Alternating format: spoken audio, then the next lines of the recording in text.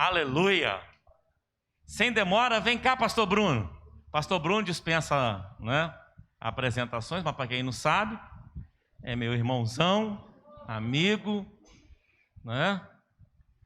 Amigo mais chegado do que o irmão. Vamos estender as mãos para cá, abençoar a vida dele? Ver o que o Senhor tem para nossas vidas hoje? Senhor, queremos abençoar o teu filho. Usa o teu filho mais uma vez, Deus, porque foi para isso que ele nasceu, Senhor, para a glória do teu nome, pregar a tua palavra, Senhor, e ministrar, Senhor, a tua casa. Queremos abençoá-lo em nome do Senhor Jesus. Amém, amém e amém. A paz do Senhor, irmãos, amém. Pode se assentar um pouquinho. Eu tenho certeza que Deus tem algo a ministrar ao seu coração, porque primeiro passou aqui, amém? Então não tem como você entregar algo que antes você não recebeu. Então eu quero dizer, meu irmão, que a palavra que vai ser ministrada hoje aqui, primeiro passou na minha vida. E eu tenho certeza que há de ministrar uma direção para você nessa noite, amém?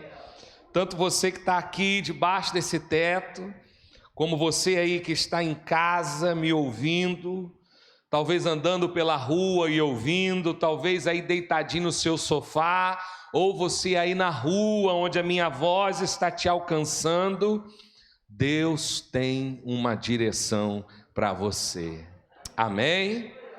E eu convido você, isso aí, glória a Deus, aleluia, isso aí, glória a Deus. Isso aí, meu amigo, me ajuda aí.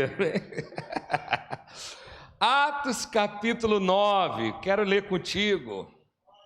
Atos capítulo 9, a partir do versículo 32. Nós vamos ler até o versículo 42. Atos capítulo 9.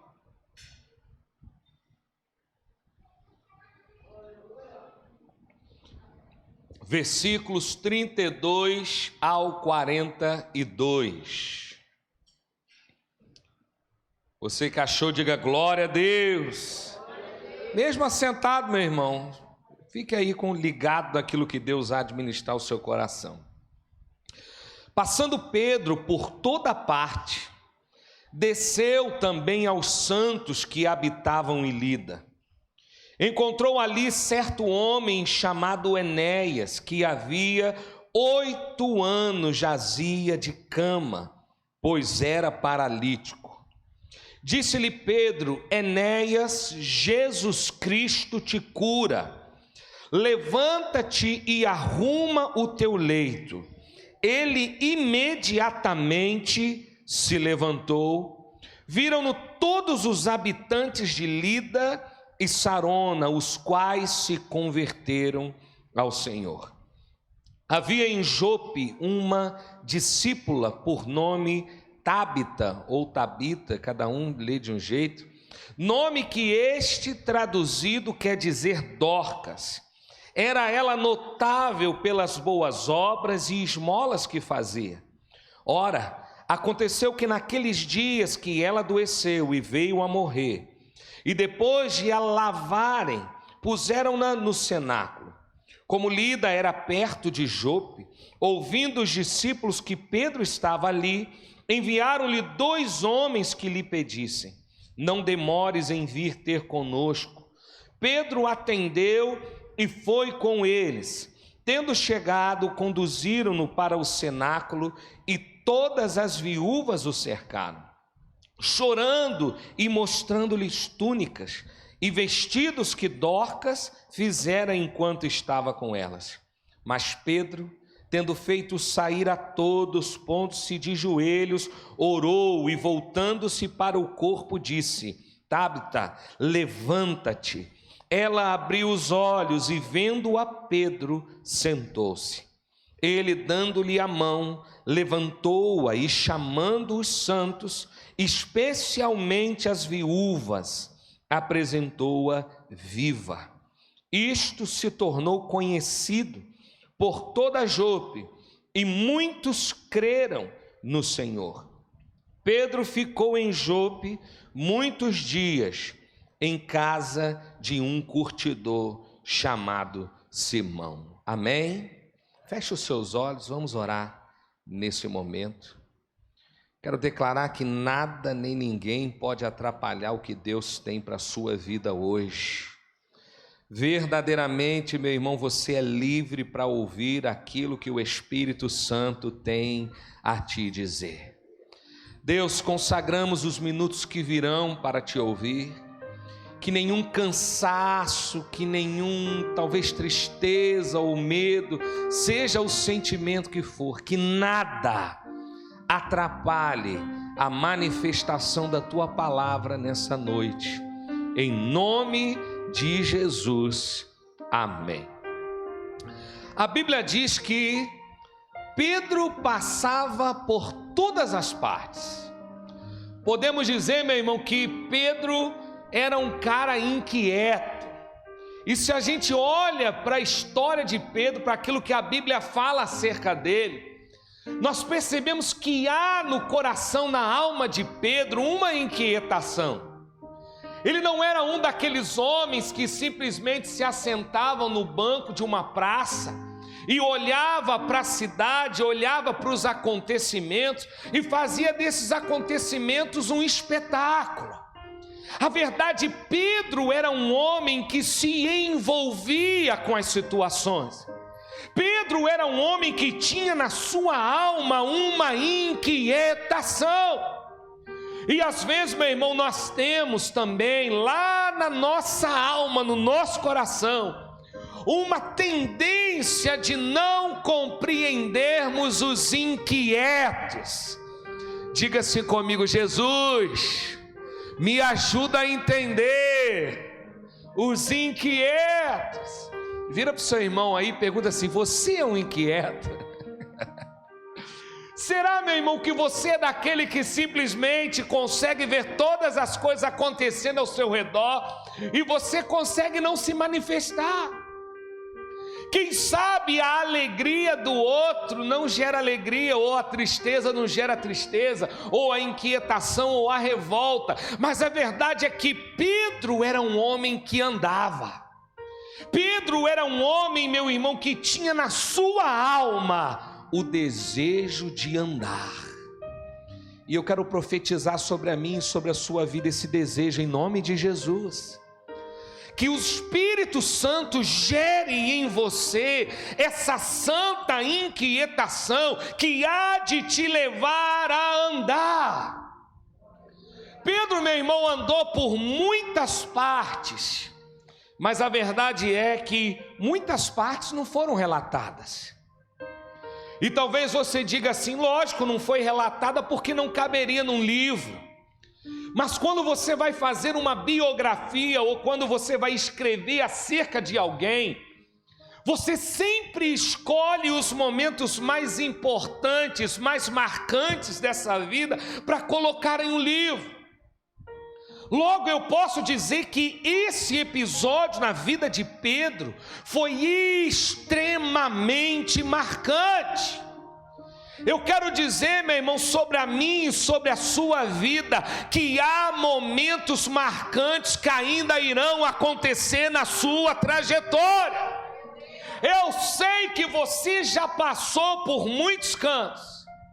Eu sei que você já passou por muitos lugares, mas ainda há lugares onde você vai passar, que você vai marcar a sua vida, vai marcar a sua história e marcar a história daqueles que te cercam. E a verdade é, meu irmão, que Pedro, depois de andar muito, diga assim comigo: andar muito. A Bíblia diz que ele vai em direção aos santos. A Bíblia não diz que ele vai em direção aos enfermos, a Bíblia não diz que ele vai em direção aos endemoniados, a Bíblia diz que ele vai em direção aos santos. E quando você vai entender essa palavra santos, ela não é somente no sentido de separado, mas é a palavra rode que traz um sentido de engrandecidos. Podemos dizer que Pedro estava saindo de determinado lugar para encontrar aqueles que já tinham sido engrandecidos. Às vezes, meu irmão, parece que a gente traz, não é, a realidade de Jesus, e parece que Jesus só andou com prostitutas, que Jesus só andou com publicanos, que Jesus só andou com pecadores. Eu quero te dizer, meu irmão, que a maioria do tempo ele andou com os santos.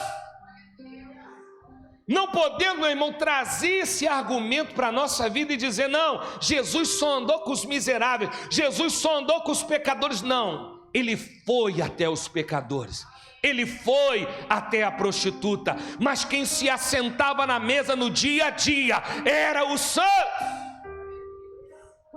O que eu estou tentando te dizer, meu irmão, é que muitas vezes quando você vai em direção aos santos, os enfermos são curados. Eu sei, meu irmão, que arde no nosso coração em curar os enfermos. Você pode dar um glória a Deus? Arde no nosso coração, meu irmão, o desejo de libertar os cativos. Glória a Deus! Mas ouça, meu irmão, tem momento que você vai ter que caçar uns santos. Há momentos, meu irmão, que você vai ter que ir em direção àqueles que já foram engrandecidos, que você vai ter que ir em direção àqueles que já foram santificados. Quando, meu irmão, você vai em direção daqueles que já experimentaram o que você experimentou, preste atenção, a tua fé é amadurecida. Quando você vai em direção daqueles que já experimentaram aquilo que é grande, aquilo que é santo, aquilo que é poderoso, a tua vida é engrandecida. E eu creio, meu irmão, que não é à toa que é tão claro a importância desse relato. Diga assim comigo, Pedro, diga, Pedro desceu também aos santos. Eu profetizo, declaro sobre a mim e sobre a sua vida, nós vamos descer aos santos, amém, irmão? E talvez você diga, pastor, mas é muito bom estar com os santos, é bom estar com os engrandecidos, é bom estar com aqueles que já experimentaram o que eu experimentei. E é muito bom mesmo, irmão. Entretanto, a Bíblia diz que Pedro não procura Enéas, Pedro não vai até Enéas, Enéas não era o principal foco de Pedro nessa viagem. O foco de Pedro, repito, era estar com os santos. Entretanto, meu irmão, quando você está no caminho com os santos, naturalmente os enfermos serão curados. Você tem que parar, meu irmão, de pensar que Deus só vai te usar quando um anjo aparecer de manhã para você e dizer, olha, hoje nesse dia eu vou te usar. Você tem que parar, meu irmão, de depender ou de uma revelação ou de algo sobrenatural ou extraordinário para você entender que no meio do teu caminho você pode encontrar um Enéas. Que mesmo diante de um caminho normal, diga comigo, normal, o Senhor vai colocar no teu caminho alguém que precisa ser curado. E ainda te digo mais, meu irmão, os maiores milagres da sua vida você vai experimentar em dias normais. Você vai experimentar em dias que você acordou e você só está pensando de repente em almoçar, em tomar café da tarde, jantar e dormir. Mas nesses momentos, meu irmão, quando você acha que é normal, o Espírito Santo coloca do teu lado um homem ou uma mulher que precisam de cura. Não pense que você é tão especial assim, que Deus só pode te usar se houver uma manifestação sobrenatural. Deus te usa quando você anda, meu irmão. Deus te usa quando você caminha. Deus te usa na tua normalidade. Você pode dar um glória a Deus, um aleluia aí, meu irmão. você vai encontrar pessoas que perderam. E olha que interessante, meu irmão, Pedro vai em direção a pessoas que ganharam. Como eu disse, pessoas engrandecidas, pessoas que experimentaram algo grande. Mas em direção a estes que já eram engrandecidos, ele encontra um homem que perdeu. Um homem, meu irmão, que jazia 8 anos, diga comigo, 8 anos. Diga assim comigo, 8 anos, perdendo, sendo humilhado, escorraçado. Um homem perdedor, é isso que ele era. Não adianta, ai tadinho de Enéas, a verdade é, ele era um derrotado, ele era um perdedor, ele era visto, meu irmão, como a ralé da sociedade. E Pedro, em direção aos que estavam grandes, os que já eram santos, ele encontra um perdedor. E a verdade é, meu irmão, que o Espírito Santo vai fazer você se encontrar com perdedores. O Espírito Santo vai fazer você se encontrar com gente que talvez não está perdendo há 8 anos, mas talvez há 16, há 32, há 64. Há homens e mulheres que se sentem um lixo, que se sentem, meu irmão, o resto da sociedade. Pessoas que perderam. E talvez se Pedro olhasse para a sua vida, ele veria que ele também estava vivendo um tempo extremamente difícil. Porque você não pense, meu irmão, que a realidade de Pedro, a realidade de Paulo, dos apóstolos, dos discípulos do primeiro século, era uma realidade facilitadora para o evangelho. A verdade é que Pedro poderia muito bem ir em direção aos santos e olhar para as suas próprias perdas, olhar para as suas próprias dores e se esquecer de quem tinha perdido mais do que ele. E nós temos, meu irmão, uma tendência de sempre achar que a nossa perda é maior do que a perda de Enéas. Que a nossa perda é sempre maior do que a perda de quem eu cruzo no meio do caminho. Quero declarar, meu irmão, sobre a sua vida: você não é digno de pena. Você pode dar um glória a Deus por isso? Você não é um coitadinho, um miserável. Enquanto, meu irmão, você se vê como um homem, uma mulher dignos de pena, você não vai conseguir ver a perda do outro. Você só vai ver a sua própria perda, você só vai ver a sua própria lágrima. Porque quando a gente chora, não sei se você já percebeu, quando vem aquele choro da alma, aquele choro de dor, sabe o que a gente costuma fazer? Fechar o olho. E quando vem aquela dor, aquele choro dentro da nossa alma, o intuito da nossa alma é também fechar os olhos e se voltar para o nosso próprio choro. Meu irmão, para de chorar um bocado em nome de Jesus, aleluia. Para de chorar por si, abra os teus olhos e perceba quem está perdendo mais do que você. E eu louvo a Deus, meu irmão, porque Enéas é relatado nesse texto bíblico, porque ele se encontrou com um homem que ia em direção não a ele, ia em direção aos santos. Você está me entendendo? Para de pedir exclusividade,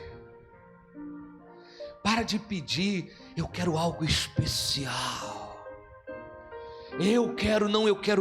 Eu aceito Deus falar comigo, mas se o pastor vir rodando 7 vezes, botar a mão na minha cabeça, aí eis que o Senhor falará comigo. Se enxerga, meu irmão, se satisfaça se alguém passar no meio do caminho, mesmo que não for na tua direção, mas ele se achegar diante de você e dizer: olha, Jesus Cristo te cura hoje. Eu estou aqui, meu irmão, para dizer: Senhor, não precisa enviar para mim não, contanto que alguém passe do meu lado e ministre sobre a minha vida aquilo que há no Cordeiro de Deus, eu estou pronto para receber. Será, meu irmão, que você é capaz de andar no meio das tuas dores e enxergar a dor do outro? E o tremendo é que Pedro vai na direção na qual a sua alma tinha designado, e ele diz no versículo 34, diga assim bem forte comigo: Jesus Cristo, diga, Jesus Cristo te cura. Eu quero declarar: Jesus Cristo te cura nessa noite. Quem te cura não sou eu, não é o pastor Marcos, não é a Ludmila, não é a Elane. Jesus Cristo te cura.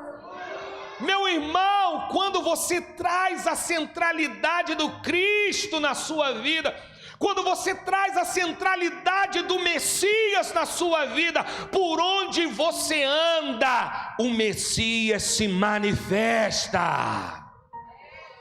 Ele é o centro de todas as coisas.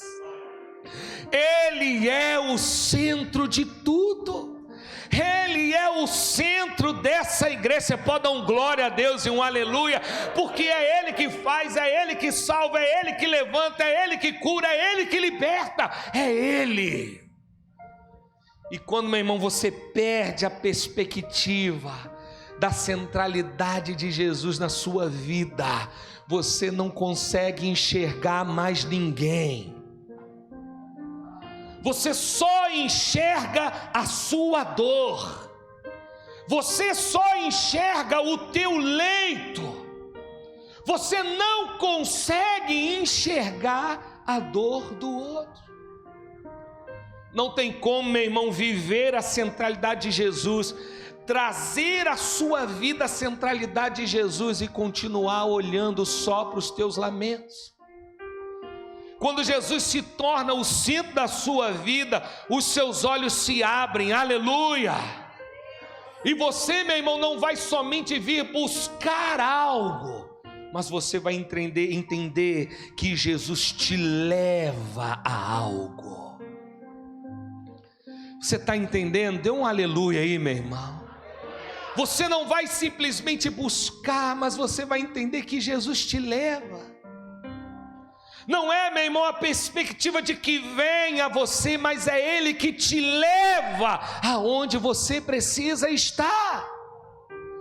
Não é, meu irmão, que você recebe algo, mas é quando você entende que o Cristo te leva a ministrar, a doar algo. E é isso, meu irmão, que eu vejo claramente na vida de Pedro. E no versículo 35, olha que coisa linda, irmão. Versículo 35 diz assim, ó: viram-no todos os habitantes de Lida e Sarona, os quais se converteram ao Senhor. Diga assim comigo: eles viram. Diga: eles viram. Então, meu irmão, preste atenção. Não se iluda dizendo que não é necessário mais você ver. Não se iluda dizendo para a sua própria alma, dizendo: eu não preciso mais ver. O povo, a igreja não precisa mais ver. Meu irmão, isso é lorota. Ainda é necessário ver. Ainda é necessário a manifestação dos milagres de Deus. Ainda é necessário que o enfermo seja curado. Ainda é necessário que o endemoniado seja liberto. Sabe por quê, meu irmão? A cura e a libertação não é dada por você salvo. E talvez diríamos assim: realmente, pastor, para mim não é preciso, eu já creio em Jesus. Para mim não é preciso, pode continuar do mesmo jeito, que eu já decidi crer. Mas a verdade, meu irmão, que a cura e a libertação não é dada aos santos, é dada aos incrédulos. Talvez você está me ouvindo e você não precisa mesmo. Você não precisa sentir mais nada, talvez. Você pode sair daqui com a mesma luta que você vive dia após dia, que você não precisa. Você já sabe que você é lavado e remido pelo sangue do Cordeiro, mas tem gente lá fora que precisa ver. Tem gente lá fora que precisa ver o agir de Deus através da sua vida. Há gente lá fora que precisa ver coxos se levantando, cegos enxergando, surdos ouvindo, endemoniados sendo libertos. Há gente lá fora que precisa. Não é por você, não é por mim, não é pelos santos, é pelos habitantes de Lida que não conheciam o poder do Evangelho. É por isso, meu irmão, que muitos deixam de crer, porque nós, meu irmão, não buscamos os milagres para sermos salvos. Quantos salvos nós temos aqui? Diga glória a Deus, aleluia, eu sou Jesus. Eita glória! Mas há muitos lá fora que precisam se encontrar com você. Muitos lá fora que vão ouvir o Evangelho através de uma simples palavra. Mas a gente lá fora que só vai se quebrantar vendo um grande milagre. E é por isso que a Bíblia diz em Marcos capítulo 16, que esses sinais seguirão aos que creem. Esses sinais não seguirão ao primeiro século ou no segundo século. Estes sinais seguirão aos que creem. Curarão os enfermos, meu irmão, libertarão os cativos. Se beber algo mortífero, nada lhes acontecerá. Esse é o Evangelho. Eu não preciso, você não precisa, mas tem gente lá fora que precisa. Ou seja, Deus quer te usar, Deus quer te dar, meu irmão, a ousadia de orar pelos enfermos, de orar pelos cativos, de expulsar os demônios dos endemoniados. E olha que Deus vai fazer isso naturalmente. Eu volto a dizer, não vai vir um anjo com uma auréola na cabeça ou uma asa reluzente e dizer, hoje eu te usarei, não. Você vai andar e o Senhor vai te usar. Você vai andar e o Senhor abrirá os teus olhos. Por isso que Deus está te dizendo, para de chorar um pouco. Para de lamentar um pouco e abra os teus olhos para aqueles que estão em um leito. E a Bíblia diz, meu irmão, que nesses dias, não se resumiu simplesmente na cura de Enéas, mas a Bíblia diz que havia em Jope, diga comigo, havia em Jope, uma discípula, olha aí de novo uma santa, uma discípula. De novo, meu irmão, Pedro se movimentando em direção a alguém que já era santo, em alguém que tinha uma história. Meu irmão, cuidado para você não cair no engano, porque a salvação é para todos, você crê nisso? Aleluia. Mas, meu irmão, quem tem uma história com o Evangelho vai viver coisas que quem não teve nunca vai viver.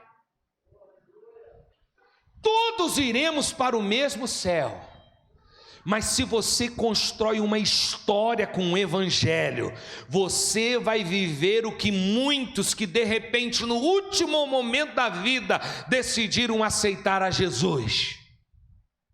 Há, meu irmão, movimentos do céu a favor daqueles que têm uma história no Evangelho.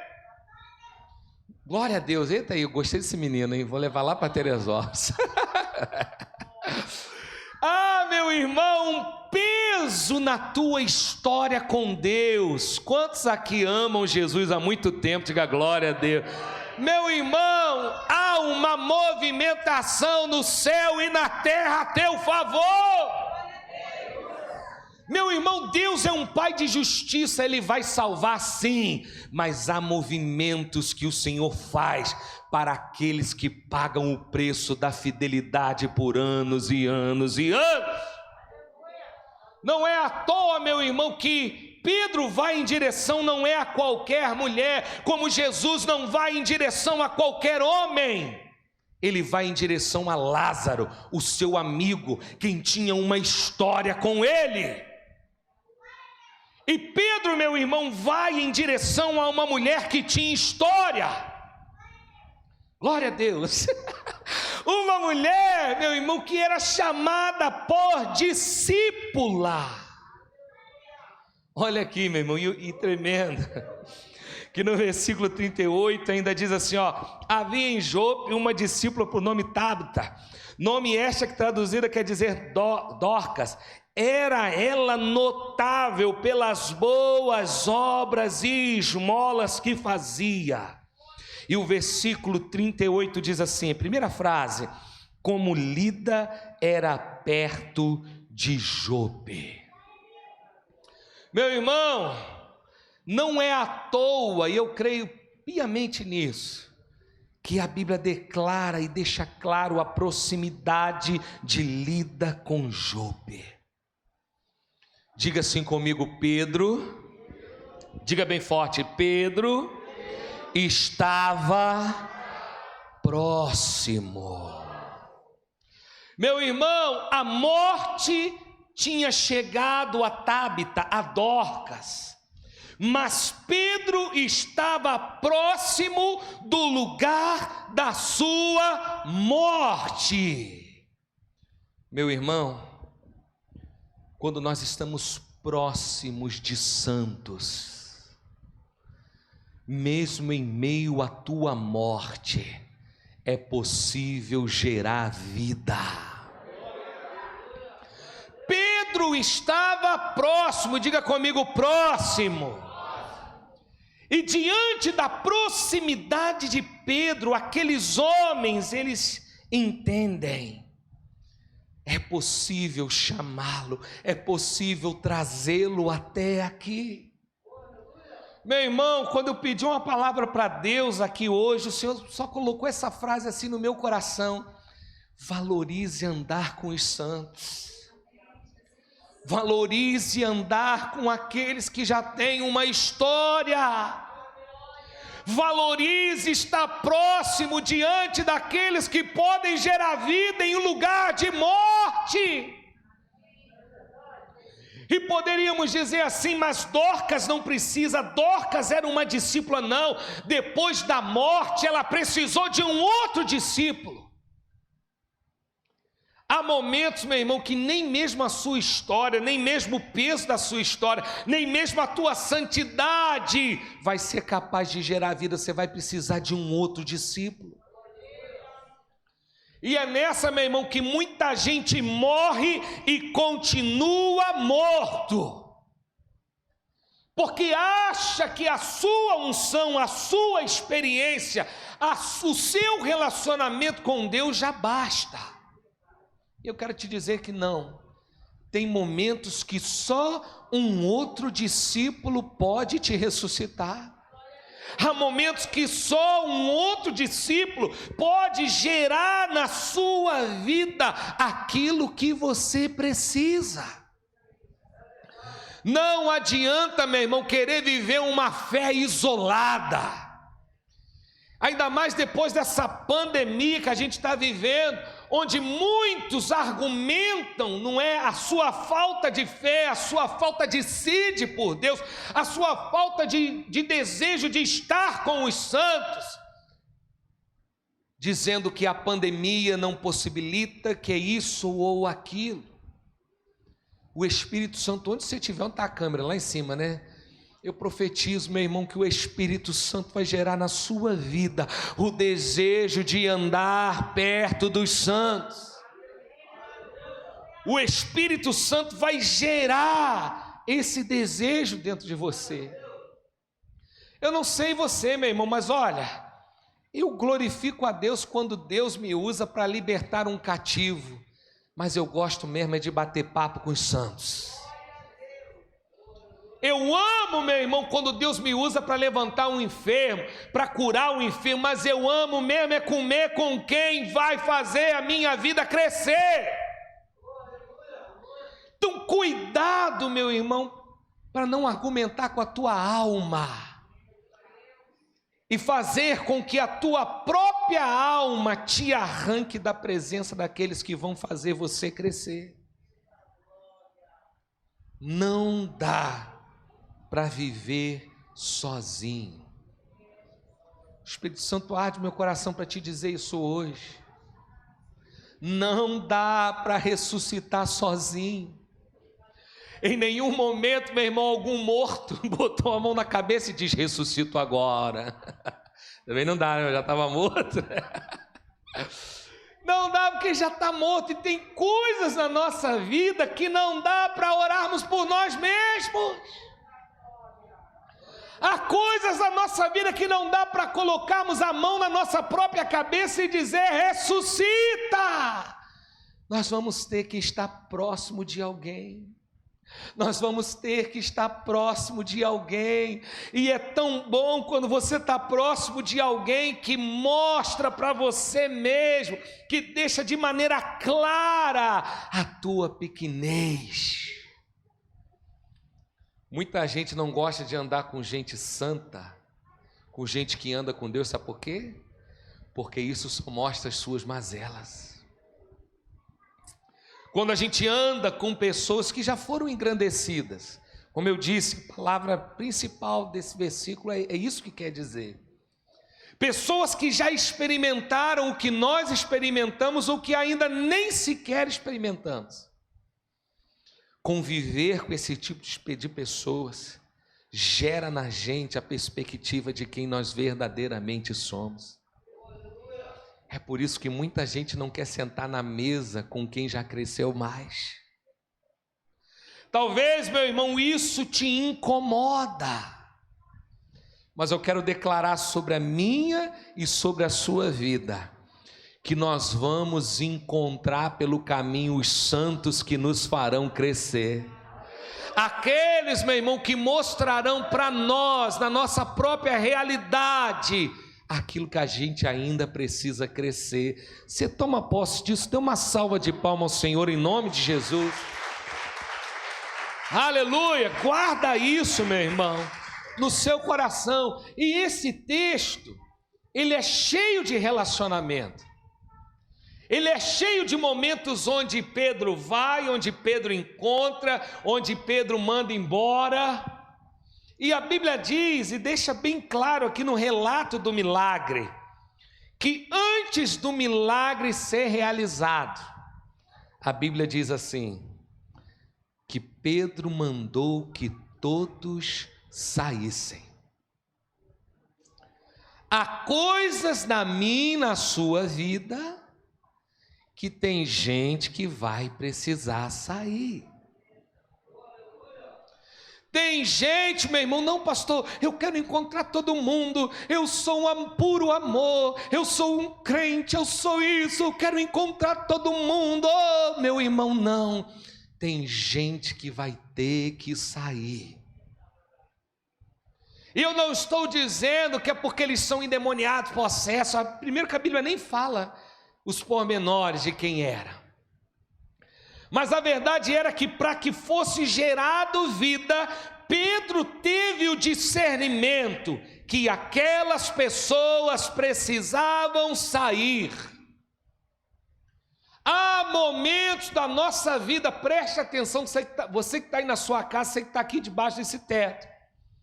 Há momentos na sua vida que o Espírito Santo vai falar com você, vai discernir a você que há pessoas que precisam sair.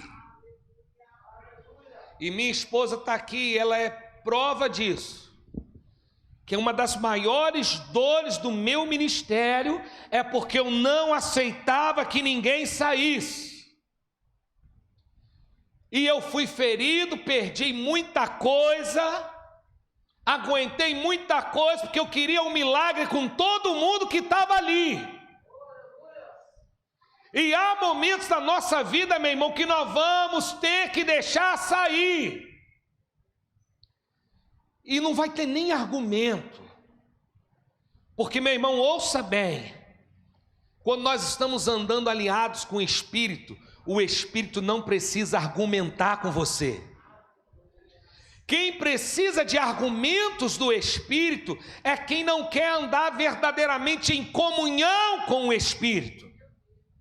Há momentos, meu irmão, na sua e na minha vida, que o Espírito Santo simplesmente vai dizer: tem que sair primeiro. E você simplesmente vai ouvir, obedecer, acatar, abaixar a cabeça e mais, vai se ajoelhar. Porque a Bíblia diz que aquelas pessoas saíram, e então Pedro se ajoelha diante da morte. E eu não sei você, mas eu não tenho prazer em ver defunto. Você tem prazer em ver defunto? Eu não tenho prazer em ver coisas mortas. Mas muitas vezes na nossa vida, o Senhor permite que vejamos a morte diante da gente, com o seu cheiro, com a sua cor, com a sua morbidade. Lógico, a morte é mórbida, né, irmão? Você tem que ver, você tem que estar diante. E eu fico imaginando ali Pedro, diante de Dorcas, ajoelhado, olhando para o corpo, e ainda mais, tocando na morte de Dorcas. Ouça o que o Espírito Santo está te dizendo hoje. Não há promessas na Bíblia de que o Senhor te livrará de ambientes de morte. Não há promessas na Bíblia de que Ele te livrará de ambientes assim. Você vai ver a morte. Você vai ver as impossibilidades da morte. Você vai por muitas vezes sentir o cheiro da morte, mas o ambiente da morte não vai roubar a tua fé. O ambiente da morte não vai roubar a capacidade de crer de que aquele ambiente de morte pode gerar um ambiente de vida, no qual não somente ressuscitará você, mas gerará salvação naqueles que cercam.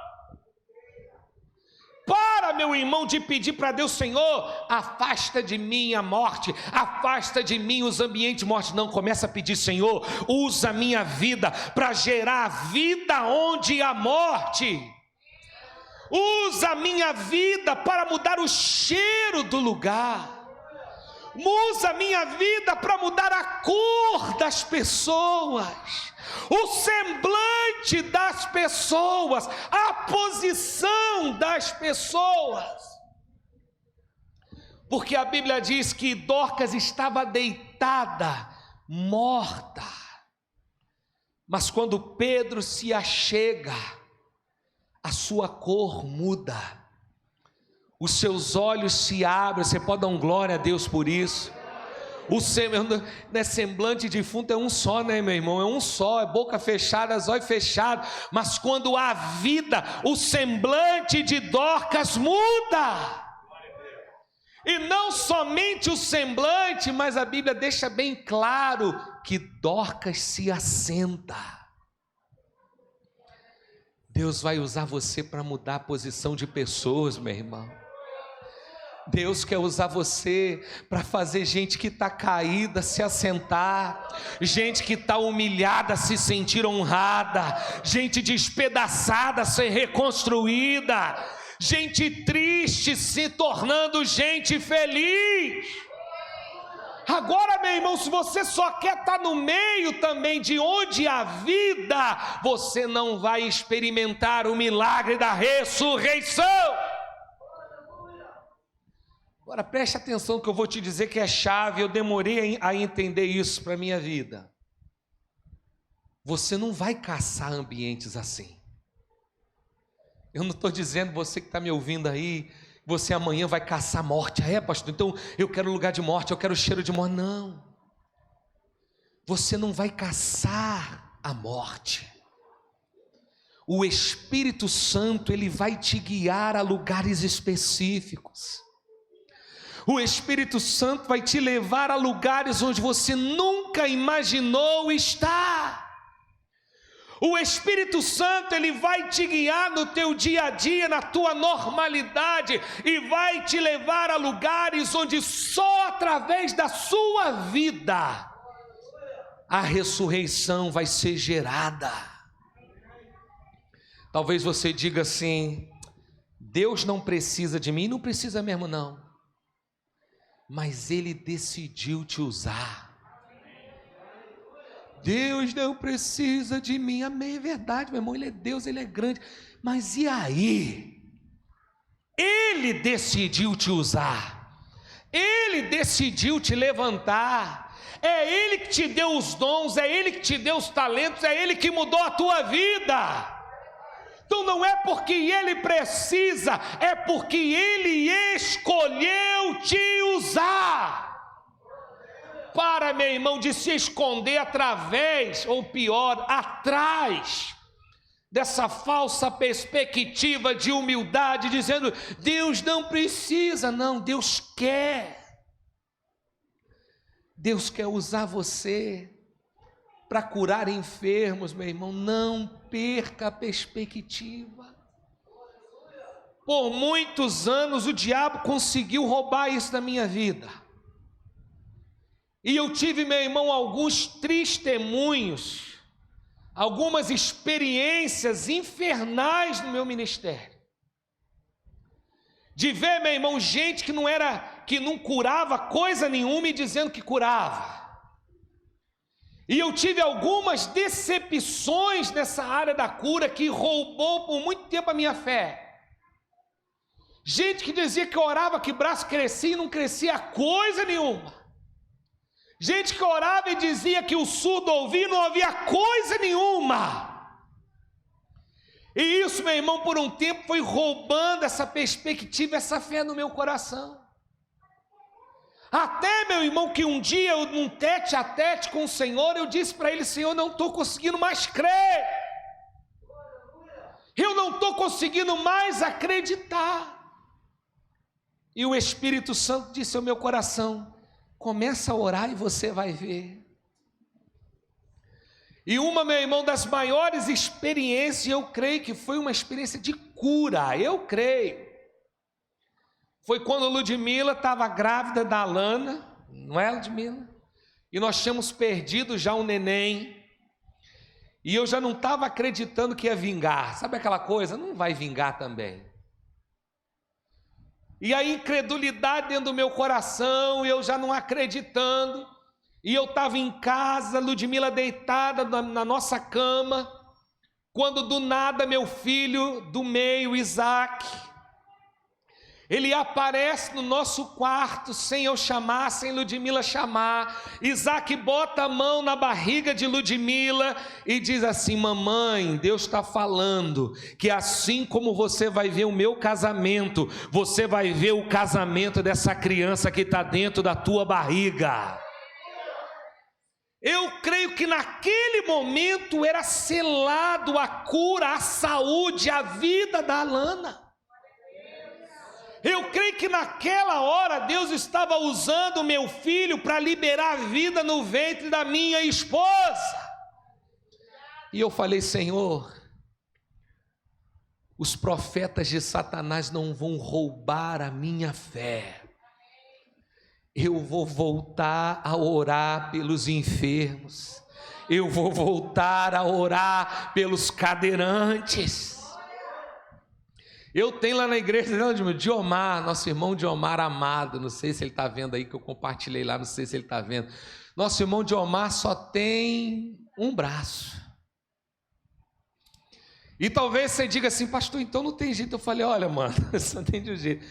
eu oro para que Deus faça um milagre.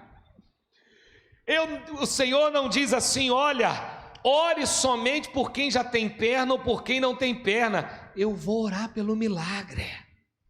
Se ele vai andar, eu não sei, amém, irmão? Mas eu sei de uma coisa: eu vou orar.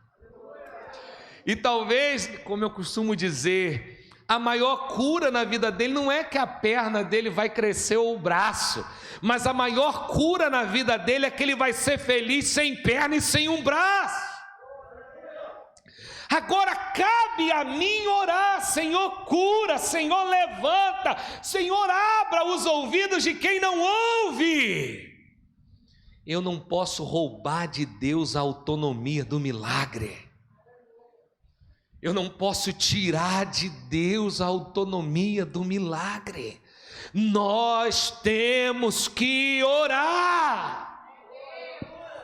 Tem gente lá fora que vai voltar para Jesus ouvindo o Evangelho, mas tem gente lá fora que vai precisar ver um Enéas se levantar. Por quê? Pergunta para Deus. Mas a verdade é que os milagres, eles são presentes nas Escrituras do início ao fim. Não dá para tirar ele. Não dá para tirar a manifestação dos milagres de Deus na nossa vida. O problema e a neura é quando a gente ora e perde, ou deixa-se perder a autonomia do milagre de Deus. É Ele que decide. Se tiver alguém do seu lado aí ou na sua casa, diga assim: é Ele que decide. Mas eu vou orar por você. Quem aqui já orou por um defunto no velório? Levanta a mão aí. Ô, tá, glória, tem uns doidos aí igual nós. Foi meu primeiro velório. Já orei outras vezes, meio escondidinho, né, irmãos? Mas eu me lembro, meu primeiro velório foi um menino de moto, uns 18 anos, velório assim como pastor, né? E aquele menino estava sendo velado na casa dele, na sala da casa dele. E a gente no início do ministério, como tem coisas, meu irmão, que eu peço para Deus: traz de volta o que eu tinha no início, Senhor. Tem coisas, meu irmão, que não dá para perder. E eu me lembro de eu entrando, meu irmão, naquele velório e dizendo: Senhor, imagina começando o ministério com uma ressurreição, hein? Começando o ministério com um morto levantando. E a gente sai assim, né, com essa fé. E eu lá, meu irmão, num momento que não tinha ninguém meio que vendo, eu botei a mão: Senhor, ressuscita, Senhor. E dava uma olhadinha para os olhos do defunto. Ressuscita, eu sei que tu és Deus, mas ressuscita. Pergunta para mim: ressuscitou? Pergunta, não é para dar resposta. Já quebrou, que todo mundo já sabia, que senão já ia estar nos jornais. Pastor metodista no início do ministério ressuscita morto, né? Mas a verdade é que não ressuscitou. Entretanto, meu irmão, não há um velório que eu entre e eu fale com Deus: Senhor, tu és Deus para ressuscitar esse morto. Eu não sei se vai ressuscitar. Até hoje ninguém ressuscitou, né? E eu nem sei se vai. Mas se há uma marca que nos difere de todas as outras religiões, é que nós somos um povo que acredita na ressurreição dos mortos. O dia que eu deixar de acreditar na ressurreição dos mortos, é o dia que eu não consigo mais acreditar no Evangelho. Toda a nossa doutrina e a nossa fé é baseada onde? Na ressurreição. O que eu estou tentando te dizer hoje, meu irmão, você está me ouvindo, amém? Aleluia! Não deixe de acreditar naquilo que o Evangelho manda a gente acreditar. Não diminua o que o Evangelho é. porque é mais fácil diminuir do que buscar. Você conhece aqueles invejosos que diminuem o outro, porque é muito mais fácil ele diminuir o outro do que buscar ser como aquele o qual está na frente dele. E às vezes é mais fácil diminuir o evangelho do que buscar a verdadeira perspectiva dele. É mais fácil trazer o evangelho para dentro do nosso quadrado, para dentro da nossa possibilidade, do que voltarmos a acreditarmos no evangelho como ele é, na sua simplicidade, mas no seu poder. Posso dizer algo para você? Não tira o poder do evangelho, não. Não diminua o poder do evangelho. Ouça, o não de Deus não pode roubar a tua fé. Por que eu estou te dizendo isso? O morto não ressuscitou, porque Deus disse, não, ele vai morrer. E eu costumo dizer assim, para quem é lavado e remido pelo sangue, eu imagino assim, imagina você lá no céu, já recebendo a coroa da vida eterna, todo alegre entrando, daqui a pouco uma voz te chama, ressuscita, ou tu vai chegar e dizer, cara, eu estava no céu, deixa eu ir, não é? Porque na perspectiva do santo, a morte é ganho.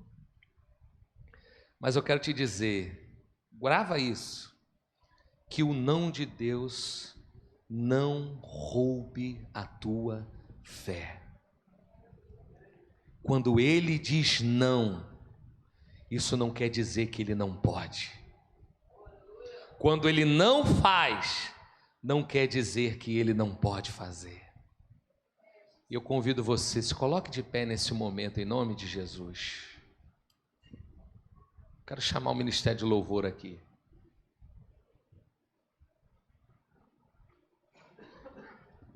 Você crê no milagre de Deus? Você que precisa de um milagre, talvez de uma cura, um milagre na sua vida profissional, espiritual, sai do seu lugar e vem aqui na frente agora, em nome de Jesus. Você que precisa de um milagre, de uma cura, de uma restauração, vem aqui. Eu vou passar álcool na minha mão, mas eu vou impor as mãos sobre você. E eu creio que o Senhor pode te curar hoje. Se talvez, meu irmão, a morte gerando na sua vida, talvez somente cheiro de morte, cheiro de tristeza, cheiro de angústia, o Espírito Santo pode mudar esse cheiro hoje. E talvez você está dizendo, pastor, mas eu busquei em casa, pastor, eu estou buscando em casa, mas tem momentos que Deus vai usar outro. Há momentos que você vai precisar estar diante de um Pedro. E você sabe, meu irmão, que eu amo a palavra, porque a Bíblia deixa bem claro a carnalidade de Pedro. Você sabe como Pedro era humano, você sabe como Pedro era cheio de erros. Mas Pedro era discípulo. Cheio de erros, mas era discípulo. E foi necessário se encontrar com um homem imperfeito, mas discípulo, para receber o seu milagre, para receber a sua vida. Ou seja, meu irmão, hoje o Espírito Santo pode mudar esse ambiente na sua vida, na sua história. Você que está em casa, talvez a sua casa hoje está assim. Talvez a sua casa está com cheiro de morte, o teu semblante é de morte. E talvez as situações da sua vida estão impossibilitando você de crer, de acreditar, de voltar a acreditar. Mas o Espírito Santo, Ele pode hoje mudar esse ambiente na tua casa, na tua vida. E há pessoas que estão me ouvindo hoje, que o Espírito está te dizendo, volte a orar. Volte a orar como você orava, remandore sobe a casa. Volte, remiala e andorecaia, subi a rama sobe. Volta a impor as mãos, remecando a lábia sobe caia. Volte a crer, e caia sobe. Não diminua o que Ele pode fazer. Ore, ministre, profetize, declare. Se Ele vai fazer, é Ele que sabe. Mas nós decidimos crer em Meixarama sobre. Nós decidimos crer. Nós decidimos crer. Onde você estiver agora, meu irmão, se você não está debaixo desse teto, antes de orar por esses que estão aqui, eu quero orar por você que está na sua casa.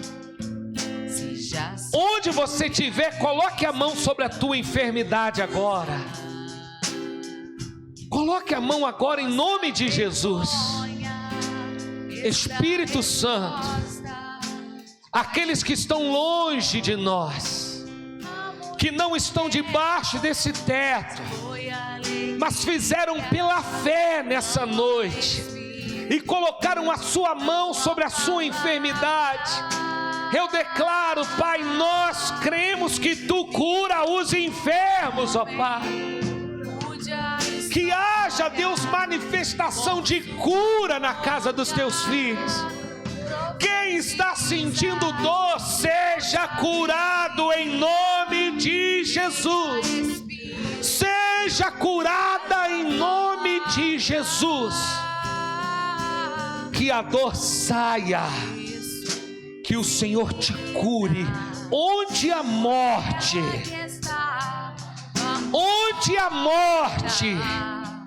que seja gerado vida, vida, vida, vida, em nome de Jesus. Em nome de Jesus.